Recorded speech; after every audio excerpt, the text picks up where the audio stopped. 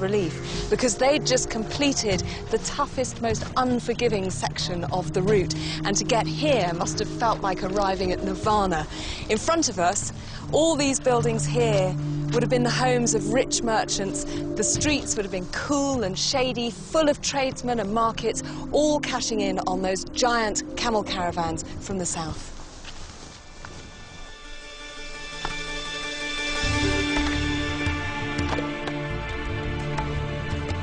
The city was built before the advent of Christianity and Islam, and ancient pagan symbols adorn many of the buildings. Its strategic position on the Frankincense Trail made it a target for religious missionaries and for raiders. For hundreds of years, this was a peaceful Christian city, but a Jewish Himyar tribe from Yemen changed its fortunes forever. There's a legendary city mentioned in the Quran called Al-Uqdud, and some Saudi experts believe that this may have been it. And if it was, then it was the scene in 524 AD of the most horrific massacre. The city was besieged, and the Christian citizens given the most horrendous choice: convert to Judaism or die. They chose death, and over 20,000 of them perished in a pit of fire. Now, at that time, the overland trade routes were in decline, and this city probably would have lost most of its significance. But if it was indeed the scene of that massacre, maybe it was that event that helped bring about the end of one of the great cities built on the back of incense.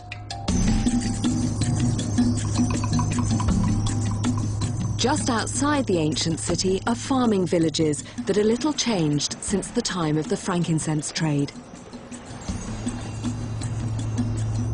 It's like we're in a whole different country down here, isn't it? Yes. And when the camel caravans were travelling through this area, would they have seen this sort of architecture? Yes. They're a great shape, aren't they? This sort of tall tower. And did you grow up in a house like this? Yes. And was it? My grandmother still lives in one of these houses. It's very beautiful. It's very warm in winter and cold in summer. It wasn't long before the caravans faced another great natural barrier. Not sand this time, but rock. The Asir Mountains are Saudi Arabia's biggest mountain range, and finding a safe route through them presented a formidable challenge.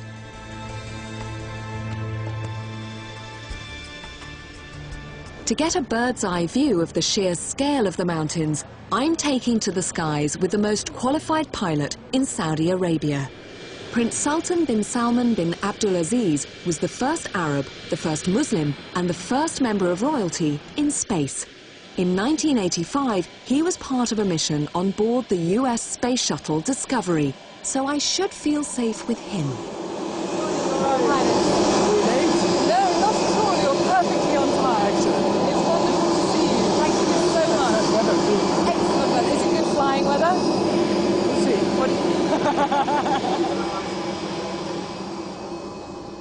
Where do you want to go?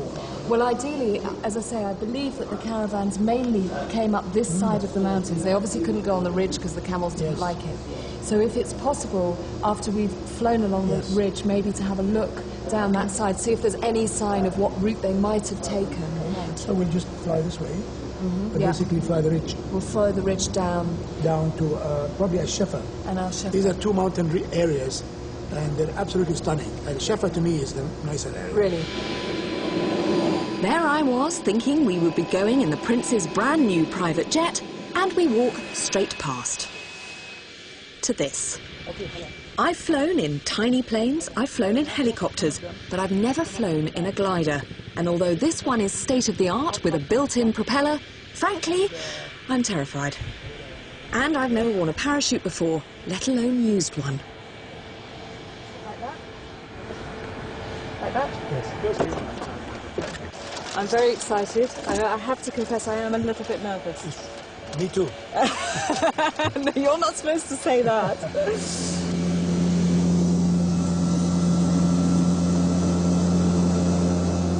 Wow, we're up. That's amazing. It's like magic.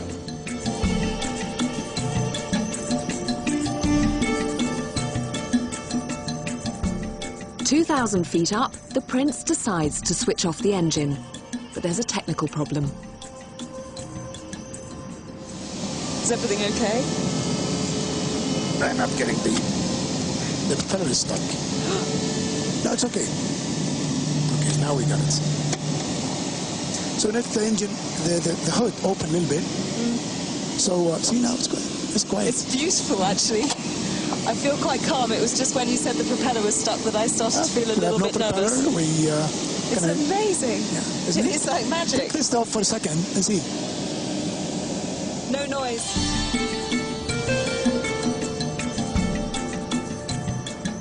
Many different routes were taken by the caravans through these notoriously rugged foothills.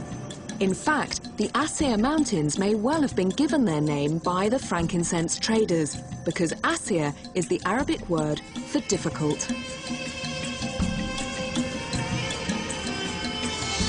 was so beautiful driving through here, but to see it from here, you just get, as you said, it's so difficult to get an idea of scale of this country. And for me, trying to follow this incense route, to see the journey that those caravans took. That's right. To be able to battle with a landscape like this, with all their wealth, you know, on those camels, it's just an incredible feat, really, of human endeavour.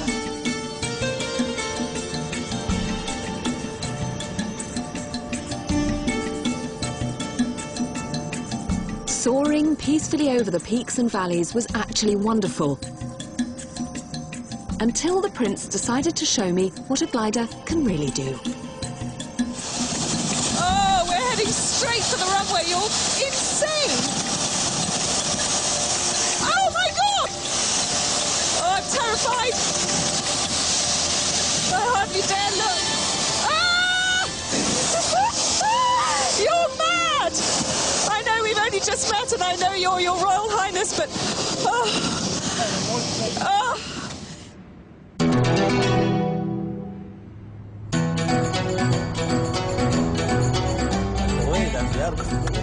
Back on the ground and very much relieved, I'm travelling with Dowie to meet a remote tribe of people who know every route through this vast maze of rock. To find them, we have to drive deep into what was once forbidden territory. the area that we're driving through now is well known for being kind of quite far away from the influence of Riyadh. This is a big tribal area, and Dowie is taking me to meet one of the few tribes that has managed to hold on to its traditional dress and customs in Saudi Arabia. Until recently, the government has kept this region off limits to both foreign and Saudi travellers. Unlike the majority of tribes here, they've refused to integrate into Saudi society. Instead of being welcomed with frankincense smoke like elsewhere in Saudi, I'm met by a small boy with a big gun.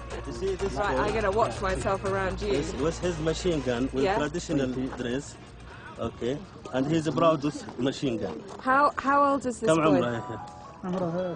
11 years. 11 years old, and he has a machine gun. Is it very heavy? ثقيل عليك. No. It's not heavy. And then the rest of the men arrive, with a song and a dance and more guns.